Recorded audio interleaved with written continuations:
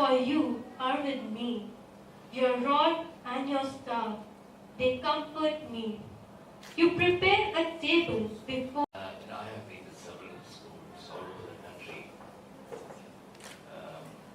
over the last 35 years. This is the first time I am being confronted by myself.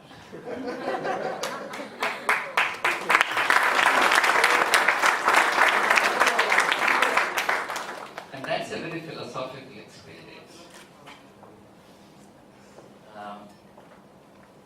You will realize it when you reach my age,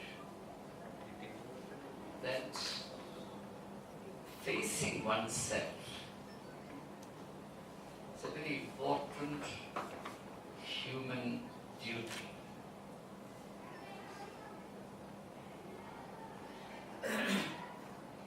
There are people who want to be seen.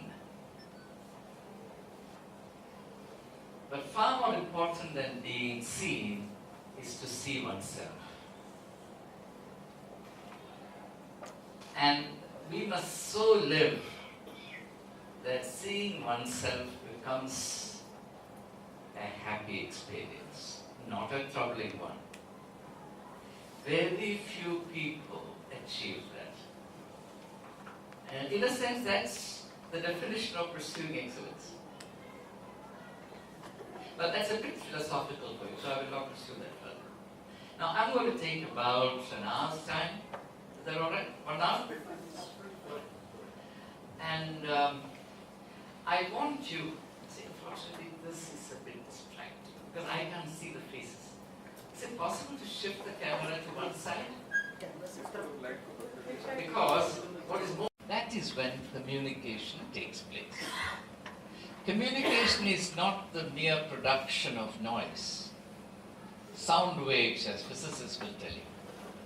Communication is the coming together and the holding together of human hearts. Okay? So that's a kind of environment that we must together create, and I'm glad that you're reaching that stage. I can see that you're very good listeners, therefore I know that you're good students. More of that a little later. I want to say a couple of things just to get into the subject. If I don't communicate myself, or if something is not very clear to you, feel free to stop me at once. Put your hand up and I'll know. And you can ask me questions. So that whatever we say, whatever we share is really understood. Otherwise, it's a waste of time. I want everyone to be together in this experience. I don't want anyone to be left out. Clear? Now, let's get started. Ready? Yes, sir. All right. The first thing I want you to know very clearly, absolutely clearly, and remember forever, because it's so important, particularly in this generation, is that in pursuing excellence, we don't compete with each other. Pursuit of excellence and competition are incompatible. You may be very surprised that I say so, because the assumption that reigns the thinking process today is exactly the opposite. If you compete with each other, you are in the rat race. You are not in the pursuit of excellence. So, competing is not pursuing. Competing is a form of controlled fight. You're fighting for the first position, second position, third position. You must understand that what I'm now saying to you is formed in my mind after interviewing thousands of students. The success rate is 1.2%. It's very difficult to get in this. But when I begin to interview students, I realize that marks mean nothing. When I say nothing, I mean nothing. So, Marks are gained through competition. Excellence is not attained through competition. I'll explain to you what I mean. So register this and everything will become clear to you. Okay? We'll go step by step, we'll think together. Now, I'm also realistic enough in conceding that in the way the education sector is organized in this country, marks are unfortunately all that matter. Sad as it is. That's because of an extremely inhuman education policy and practice adopted in this country for various reasons that I will not enter into because that's not my main subject. Now, in pursuing excellence, you are actually seeking yourself. You're not fighting your need. You can only seek and attain your best potential. You cannot attain somebody else's potential. Just as you cannot attain somebody else's eyes or nose or hands or legs, color, complexion, hair or whatever, you cannot attain anything that belongs to anybody else. Simple common sense. But there is one thing you can do. And that one thing is enough. It's absolutely enough. Nothing more is required. One thing is enough. Now that is called good news. If you had to achieve or run after 1,000 things, that's bad news. Who can do it? Only one thing. This is what I did all my life. I never ever competed with anyone in my life. On the other hand, I lent whatever support I could to all my fellow students, whoever needed my help, so that together we could excel. The merit of X was never a threat to me. And I didn't want my merit to intimidate somebody else. But that's very bad mentality. So, what exactly is the pursuit of excellence? Now, I want you to be very, very attentive. The first principle that we must register within ourselves is that each one of us is incredibly efficient, incredibly talented, most wonderfully endowed. And universally it is true that the members of our species, human beings, do not realize even 10% of one's potential. Now, if you were to really look at, let me look at myself. All along I was a very brilliant student. But looking back, I realized that even when I was at my desk studying, suppose I studied, say, 2 hours. I was not really studying 2 hours. I just sat there for 2 hours. The fact that you're sitting at the study table for 2 hours doesn't mean that you're studying at all. Your mind could be wandering here and there. You're living in an age of distraction. The media world is a world of distraction.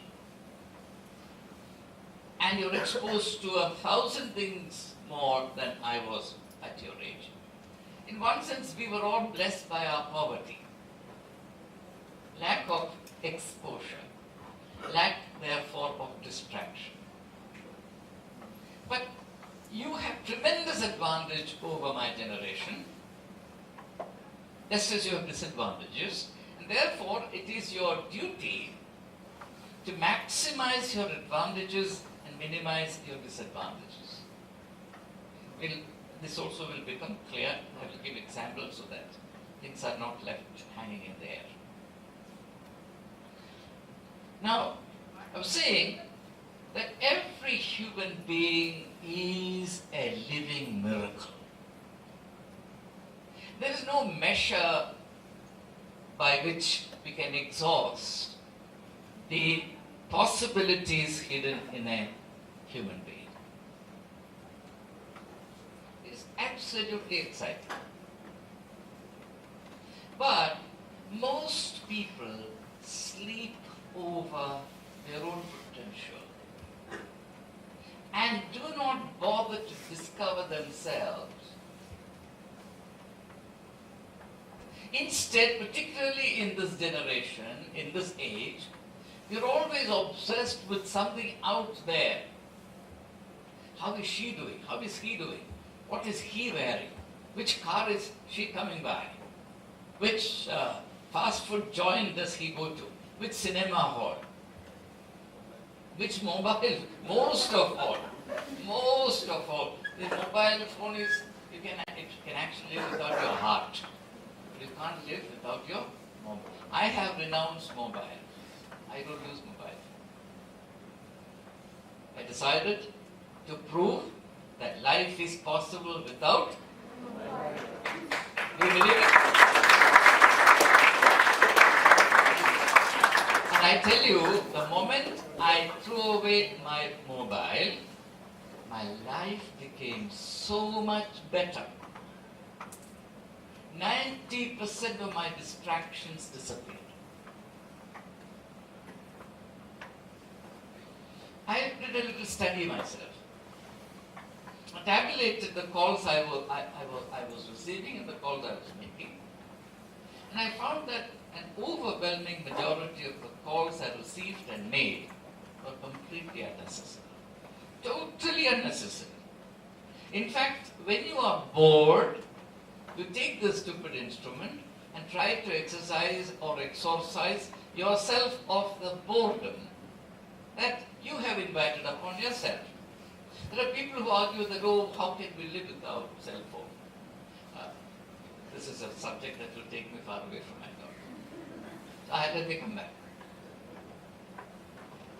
So, if you have the guts, and if you really want to pursue excellence, you have to do a few things. First thing is, even if you don't throw away the cell phone, use it most sparingly. Most sparingly. Don't waste more than 15 minutes a day. 15 minutes a day is a lot of time. It's about it is about 15,000 part of your life. If you waste 15 minutes, you're wasting 15,000. If you divide your life into 15,000 parts, one out of those 15,000 parts you're wasting. Daily you're doing how much time? It's shocking actually if you really look at it. Anyway. Now, therefore the first principle is that you have to say this to yourself. I am truly incredible. My scope is greater than that of the universe. It's true. All this, the entire cosmos exists within you. And it's not an exaggeration.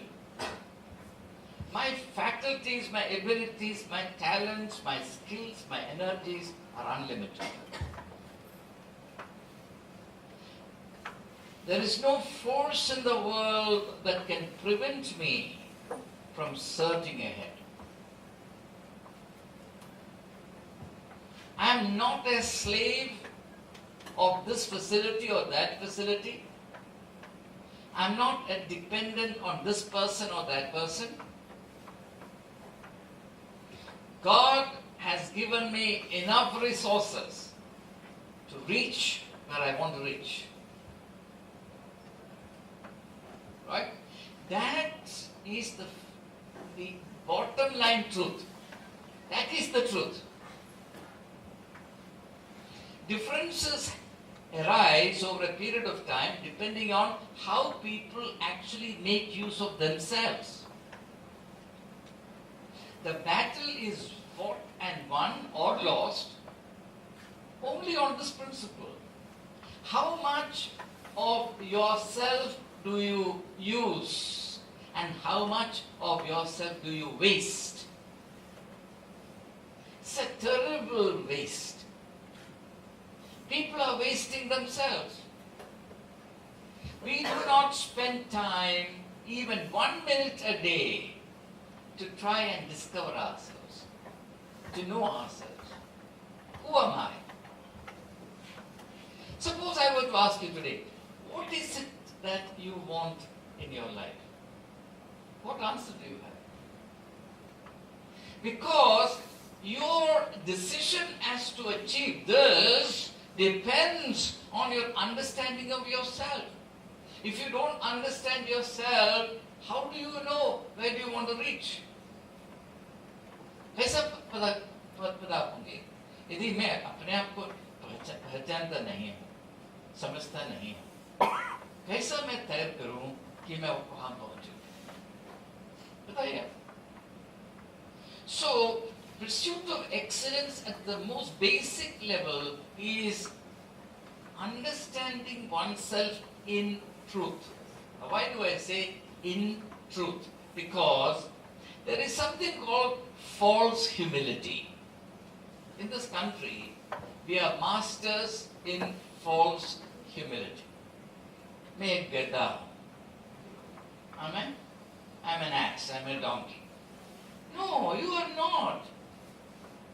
You're a great phenomenon, you're a wonderful being. Will you come and do this? No, I'm not good enough. Give it to somebody else. How do you know? Have you ever tried yourself? 99% of the people pull back from an opportunity given. The problem is not that we don't have opportunities. The problem is that we reject opportunities. We shut the door against ourselves. So, I want you to begin every day by thanking God. Doesn't matter by which name you know God. That's none of my concerns. But there is a Creator God. The mystery of life is not confined to man. Man has no authority over life. I sincerely believe life originates in God. So every day, please begin by thanking God for the greatness of who you are. Potentially. You have not become great, but potentially you are great. In other words, you can become great. Now there is an author by the name G.K. Chesterton who once said that people are willing to walk 100 miles to see a great man, but no one is willing to pray that God may fill his heart with the same greatness. It's possible for all of us to attain greatness. Now, it was mentioned that my life began in a certain fashion. It is true. If you know the story of my life, you will be amazed.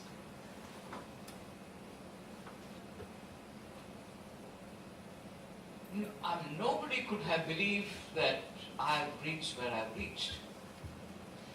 If you were to go and see even today the school that I studied in, my primary school, up to class 4 only in those days. When I was in class 4, the senior student, there were 2 benches in my class, and 2 benches together had 3 legs. It's an indication of what kind. Then I joined a college in Kerala for my BA. And at that time, the college had just started. At that time, we did not have a library. Can you imagine a school without a library? My college did not have a library. I taught the university.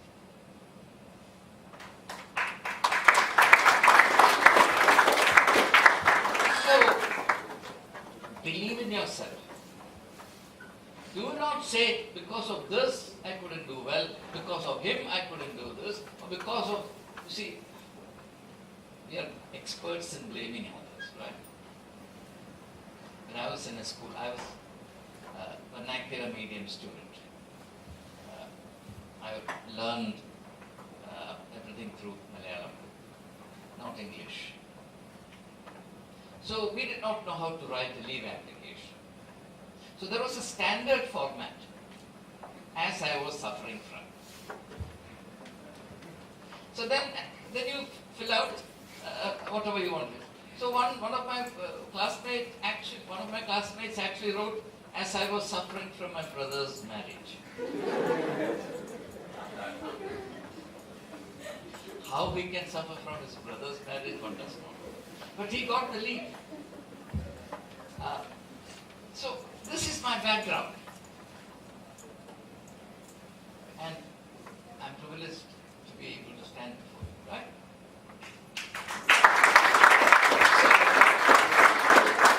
That is because from the time I could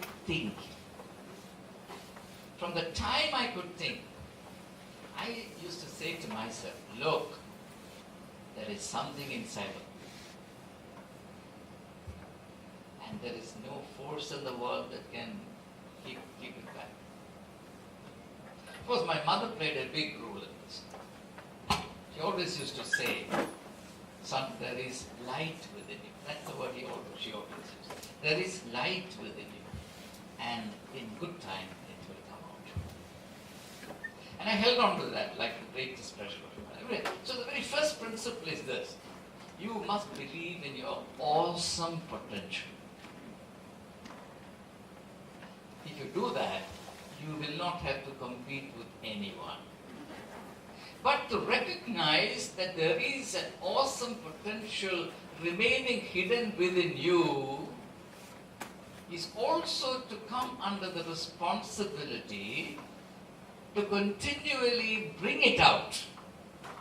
And the purpose of education is actually to help you to bring to light the hidden treasures within you. You understand? Through education, what should happen? The great treasure which is already within you will be continually illumined and brought to the level of your consciousness, and from there to the knowledge of others. That is the process of education. Education is a Latin word, the word of Latin origin, and it has two meanings. One is to bring up. The other is to bring out. So there is a vertical movement, there is a horizontal movement. That's called education. So there is something great sleeping within you. So pursuit of excellence does not mean running here and there. Pursuit of excellence does not mean going to London School of Economics or Harvard School, Harvard Business School, or St. Stephen's College. No. Excellence is sleeping inside of you. Please discover it. That's all. That's all. But that's the last thing people care to do. When I finished my MA, some of my teachers asked me, which university will you join for your PhD? They all thought I would go to a foreign university. I said, no, I will not go to a foreign university. I will grow and develop within this country. And I have. You don't have to run here and there. It's all inside of you. I'm not saying that you should not take help from whatever resources are available. Library, good professors. You can establish contacts with outstanding men and women of thought through technology nowadays. But at any rate, there is absolutely no substitute for what treasures you already have within you. If you neglect that, it doesn't matter where you study. You will achieve nothing. So, I've taken a little time on this because this has to be clearly understood. And why I say that the spirit of competition is harmful to the pursuit of excellence, there's a logic to it. The logic is, when you are in competition, you get increasingly obsessed with others. and you become blind to yourself. That's the greatest harm that competition does. Secondly, competition makes learning a torture, a burden, an unhappy experience. Whereas learning is a great excitement, sheer bliss. Now, when you read books, for example, I'm sure all of you have experienced. By the way, please improve your reading habits. And read not only the junk you find on social networking sites. My Facebook is fine. You all join my Facebook.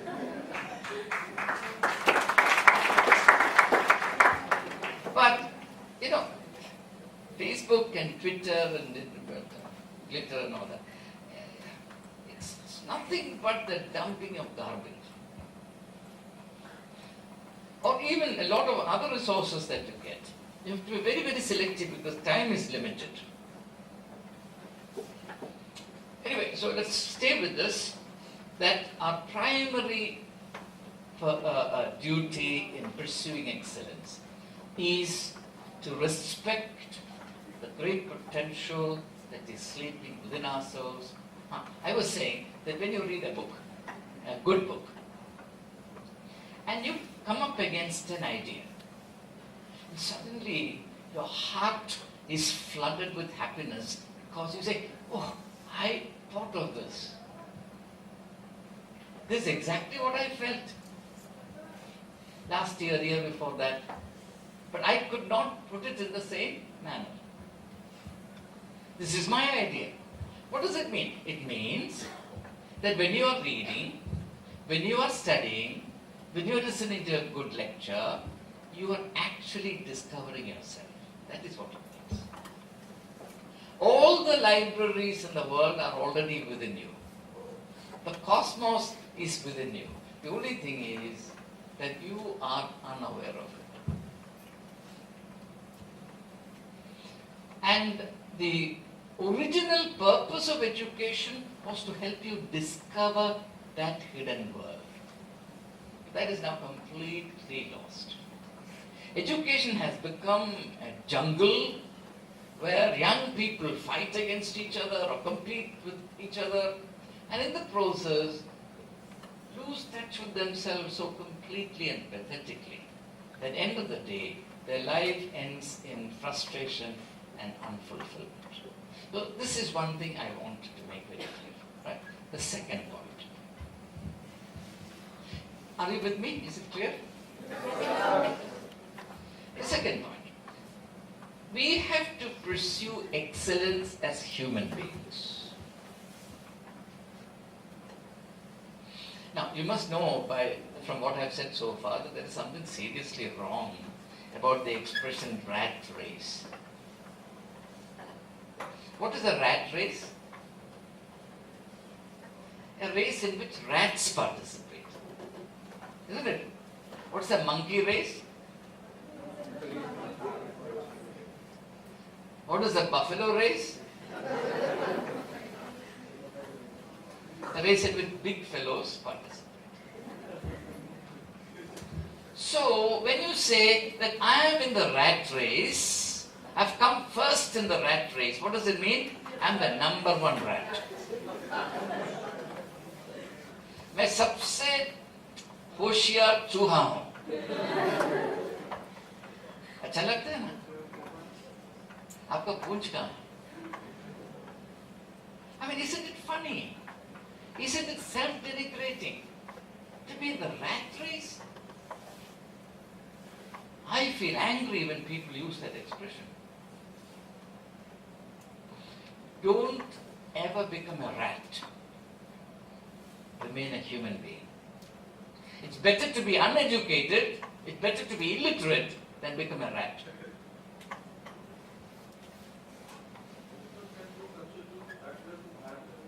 Mattress. Yes. Well, all these things will become clear as we go along. Now, we must pursue excellence as human beings. That's the answer. Now what does it mean? Let me be clearer. A dog can pursue excellence by barking better, by biting more ferociously, by running faster, by chasing thieves away or catching something. That is the pursuit of excellence possible for a dog. No further pursuit of excellence is possible for a dog. A bird may pursue excellence by flying better, longer, higher. Now, each species must pursue excellence as appropriate to itself. A human being should not pursue excellence like a dog, or like a rat, or like a snake. Doesn't matter. We can manage it. A human being should not pursue excellence like a rat. In other words, we must pursue excellence as human beings. Is that clear? Yes. I am saying to you only the simplest of things. I will not introduce any complicated educational theory because I have not come here to impress you. I've come here to hold your hand, help you walk it. And we'll walk together. So, now the question therefore arises, what does it mean to be a human being? What does it mean to be a human being?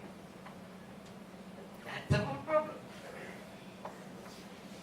And it is here that modern education is failing most miserably. Therefore, we have to take this issue very seriously. Now, in this country, for millennia, people have prayed, Asatoma Satkamaya Tamasoma Jyotirgamaya Mrityuma Amradam Gamaya. What does it mean? Tamas. What is Asat? Sat is being, our physical existence, our material existence.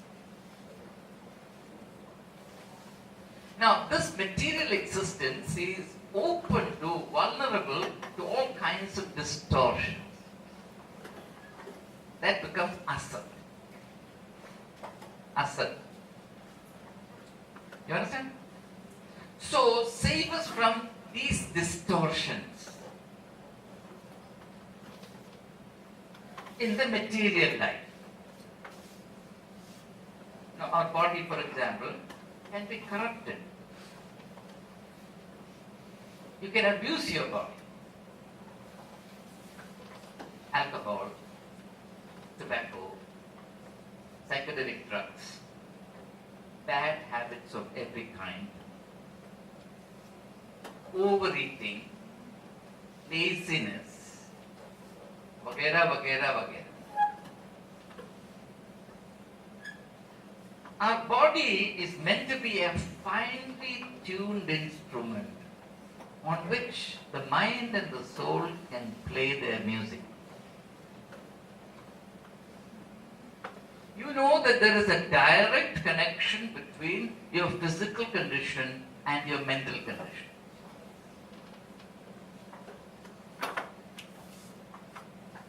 For example, if you have a very sumptuous lunch, what happens in the itna khaya? Sometimes I wonder, are we eating food or is food eating us? कौन किसको खा रहा है? मुश्किल है. If you're really interested in pursuing excellence, you have to accept discipline, physical discipline, to keep your body fit. That is why in all institutions there are sports and games. Now, there again, the spirit of competition has vitiated everything. Therefore, nowadays, only those people participate in outdoor sports and games who stand some chance of becoming members of the school team or college. That's wrong. Everybody has a body. And every body needs to be in good shape.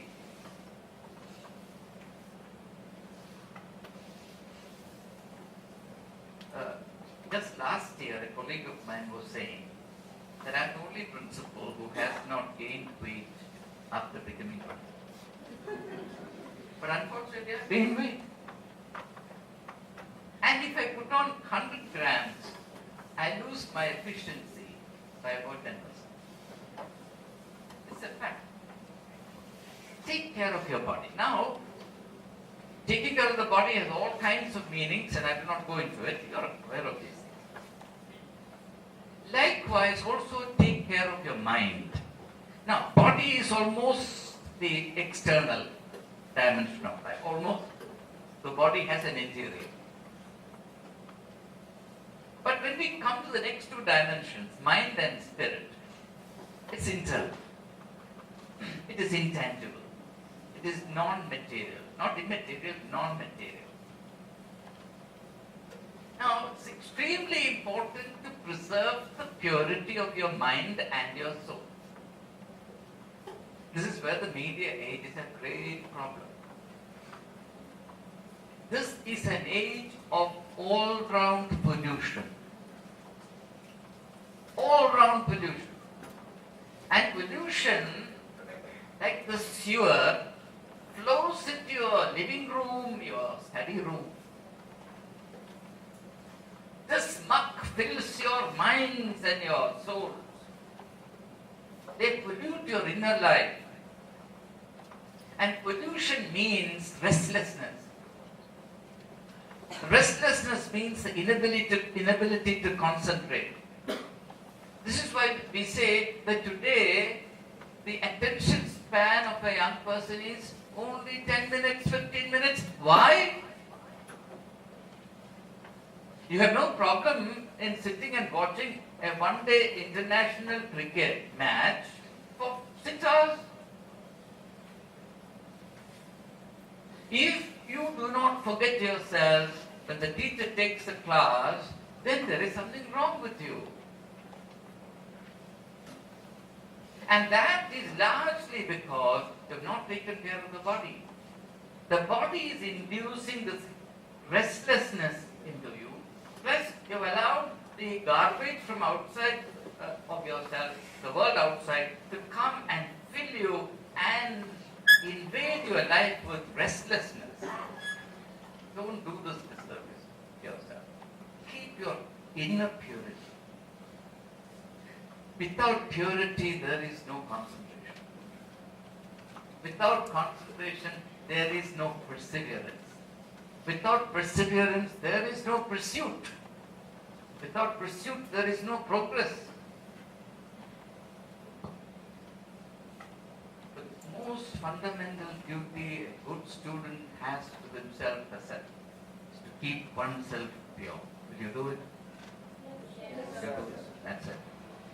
Then you will reach somewhere. Now, you will notice, and boys should not mind what I'm going to say now.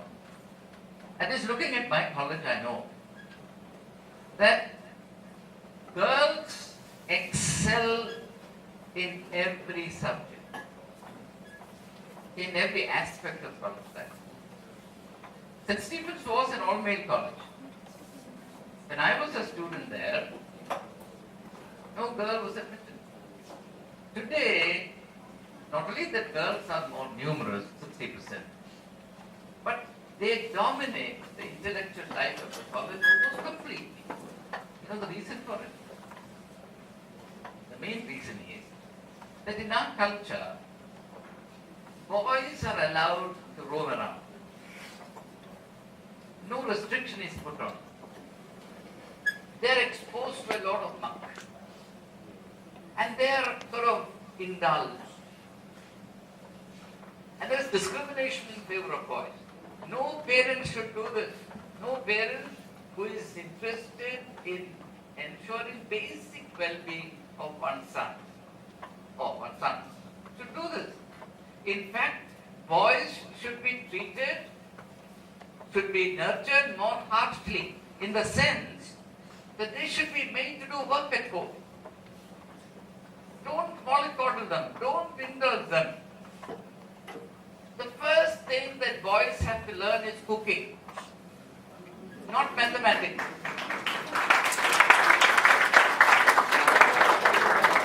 Not computer. I mean, instead of sitting with the mouse there, go and drive away the mice from your kitchen.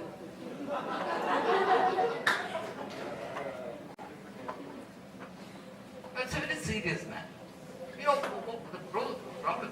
In the meanwhile, girls are helping around and doing practical work. They develop their skills.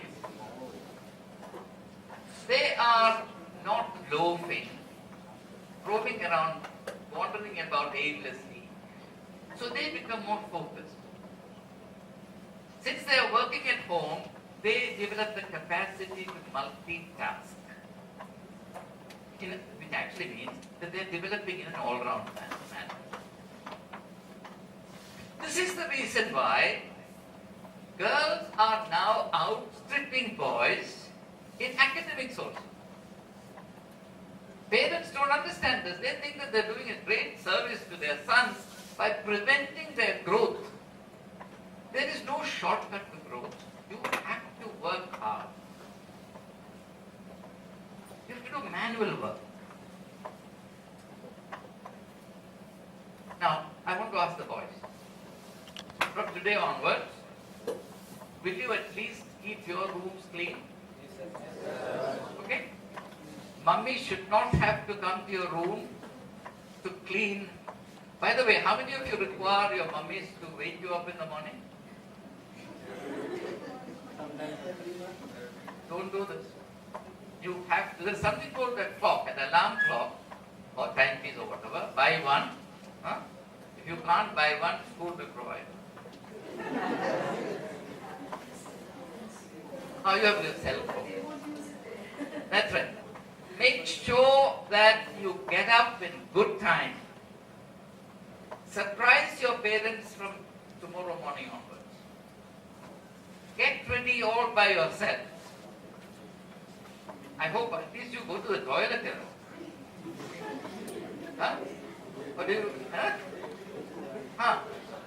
You know, I was once doing a youth conference in a space near Washington, D.C. It was a weekend living conference. Large number of young people all growing up in the United States. So, the course of my talks, I raised this issue. And I asked them, as to how many of them have, many of them were older, how many of them had ever done anything to improve the happiness at home? So then they said, sir, what can we do to improve happiness at home? So they think of home only as a kind of wayside inn. रात में वहां गया, सोया, गया. So I said, all right, I'll tell you what to do. Saturdays, they don't go to school or college on Saturday. And I know that in the United States, no young person gets out of bed before 11 a.m. Not one. I know. So I said, this coming Saturday, wake up at 6 a.m. Make 2 cups of coffee, one for mommy, one for daddy. Go and knock at the door and give it to them.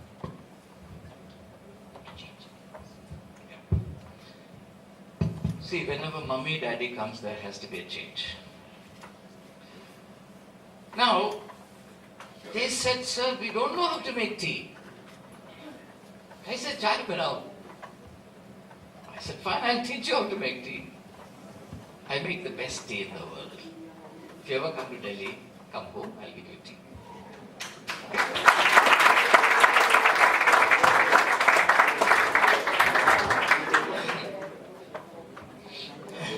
And likewise, coffee. So I thought, see, in all conference centers in the United States, you also have these kitchenettes. So I took all of them there, and Saturday, by lunchtime, I began to get calls by dozens. Parents are shell-shocked. They say, we never thought we could get a cup of tea from our children. Every one of them was doing it. Great happiness. It takes small things to make a big difference. Alright, so I was, deviate a little bit. The reason why girls are excelling is that they are working. Work is to be cherished, not to be shunned. Work is the only medium of your growth. That means intellectual growth also. Growth is also improvement in coordination. When you were a little baby, you could not coordinate. You couldn't, for example, pick an object because you couldn't coordinate the movement of both hands. But now you can do it just like that because you can coordinate your fingers. So growth is always towards better, more perfect coordination. Now that coordination happens only through work. It cannot happen by reading 100 books. Suppose you read 100 best books on swimming. And then you go and jump into the sea. What will happen? The Navy will have to come and fish you out. Because you have not done it. You can improve skills only by doing. I am not saying you should not read. Don't misunderstand. So then you have to also improve your body, improve your mind, improve your spirit, improve your soul. There is a dimension that we find it very difficult to understand. But that dimension is real. For example, let me ask you a question. You're sitting here. There is a pit there. And you see a blind boy walking. And his leg is poised over the pit. What will you do? You will scream and jump out of your bed and try and prevent it, right? Why? Which part of your being makes you do it? Is it the body? No. Is it the mind? No. Something more than that. See, this is what is called kinship. Kinship is a kind of indefinable sense of oneness that holds the entire species together. When there is no crisis, we will think of him as a blind boy walking. The moment there is a crisis, we forget that he is somebody different from us. He becomes one of us, he becomes us, and we will rush. That is the dimension of the spirit. Mere mind will not make you do it. Mere intellectual ability will not make you compassionate. Love, where does it come from? Where is heart? Well, heart these are all metaphors. It comes from the soul. All values come from the soul. Soul is the seat of all values. And therefore, this is the most distinctive aspect of being human. And notice that time is running out. Very quickly now, let me give you some practical tips. I have now given only 2 ideas. So they are fundamental ideas. Anyone who needs more explanation on anything that I have said so far. So you have to develop as human beings, and to develop or pursue excellence as human beings means taking the best possible care of your body, mind and spirit. If your spiritual growth is not adequate, if there is no harmony between the body, mind and spirit, then you will not pursue excellence, you will pursue violence. Violence is the result of imbalance.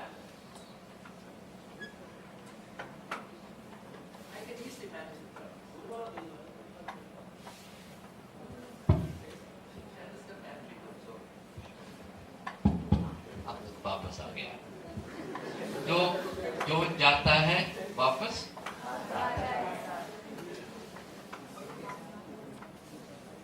So now I was saying that violence is the result of imbalance. Now suppose you slip on that puddle of water here. What will happen? You will fall because it has disturbed your balance.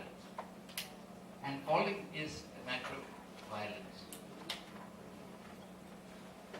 Only a person or a group that has lost its balance will practice violence. No person in his senses will ever practice violence on others. Now, today the educated class is practicing violence because of this imbalance between body, mind and spirit. That perfect harmony is called compassion. It's called love. It's called truth. It's called justice. All of these values are today at peril because we have not educated people properly. So for me, pursuit of excellence ultimately means pursuit of the good human being within us. Now, for the time being, this is the general goal, right? Now, it's also important that in order to pursue excellence, we use available opportunities to the best of our ability. Now I'm coming down to brass tacks, nuts and bolts issues. So far it was philosophy. Now sheer practicality. I'll give you a few tips that I practiced all my life and try them out for what they are worth. I hope you find them as useful as I have thought. First thing, every day I used to go to my classes with my lessons prepared. It's not only a teacher who has to prepare her lessons. The student has to prepare her. That's all that is. You know which chapter, which particular section is going to be taught in the class that day, don't you?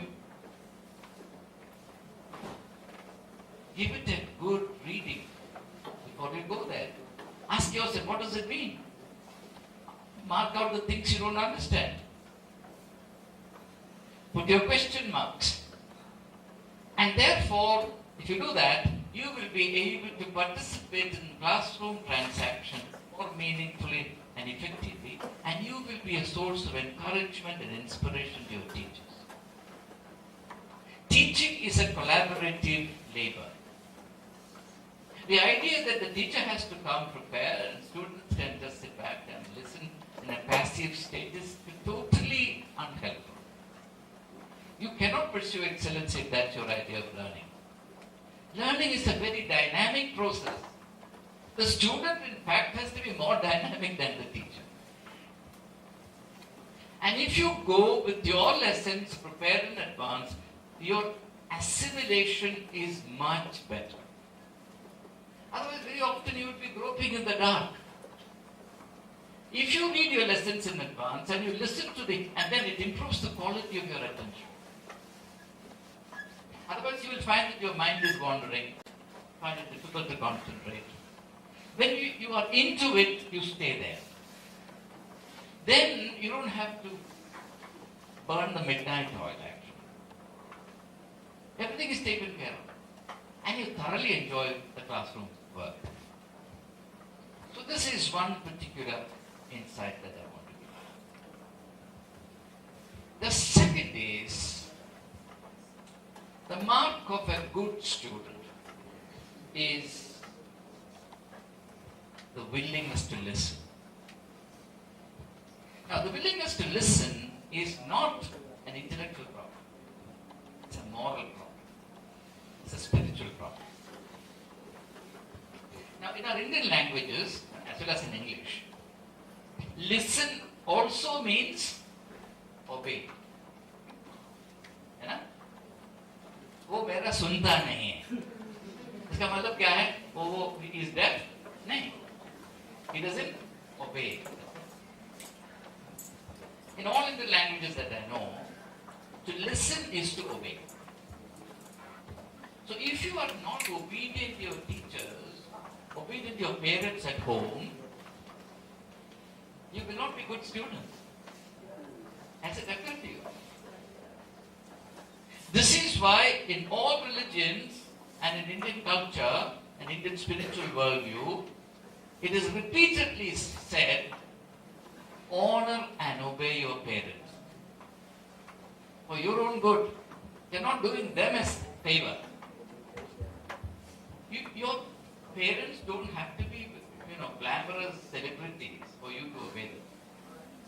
You must obey them not because they are rich, not because they are handsome, not because they are powerful. You must obey them for the simple reason that they are your parents.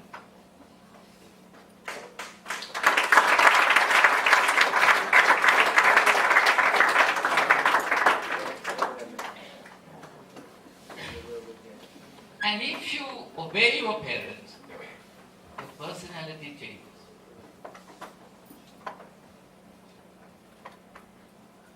And you become a very good student. I have not come across many good students who are rebellious towards their parents. Now, related to this, of course, you must love and respect your teachers, because any form of negativity will impede, will obstruct the extent to which you can benefit from what the teacher provides. Suppose you have some prejudice against a teacher that will continuously interfere with the quality of your attention. It's as though you have become deaf. Because there's something bugging you from within. It may be only a bias, it may be a prejudice based on nothing.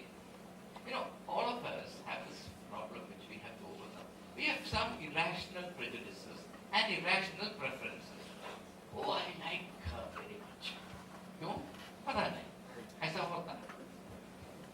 Oh, I don't like to see his face. Pata nahi. Aisa hota hai. It doesn't help. It's very fashionable nowadays to criticize teachers. How does a student prove that he or she is superior to the teacher? Criticizing a teacher. You can imagine anything more stupid than this. You can never be better than your teacher. Of course, you live in the internet age, you have access to this, that, and the other. But please remember, knowledge is not merely the quantity of information that you have. Knowledge is also the quality of its assimilation and the interconnectivities that a person establishes among various branches of knowledge through personal experience. You will never reach there in the next 10 years. So it's only a shallow mind, a very shallow mind, that adopts a posture of indifference or defiance towards teachers. Never do it. Never do it. And on the other hand, I would say, daily you must pray for your teachers. At least now and then you must go up to the teacher and say, thank you very much for leading me. I've gained this, I understand this better because of you. What a blessing you are in my life. And the teacher will be encouraged. You can do a great deal in bringing the best out of it. By the way, don't go a minute late to class. It's so important. Time. Your attitude to time is crucial in the pursuit of excellence. See, time is a dynamic principle. If you are lazy, you are always late. Because a lazy person is not dynamic. In fact, the way a person manages his or her time is a very good index to that person's quality. In St. Stephen's College, we put special emphasis on this, that all classes, all tutorials, all labs have to begin exactly on time, not 1 minute late. I taught for 30 years. If there is any one student who can say that I went to a classroom 1 minute late in 30 years' time.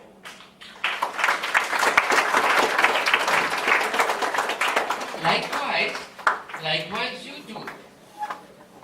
That eagerness to be part of this wonderful process of the continuous unfolding of our mind, the development of our personality, must be exemplified, proved through the keenness and the enthusiasm with which we arrive at the classroom at well on time. Now, the next principle that I want to enunciate, perhaps I should stop there otherwise. You see, when you study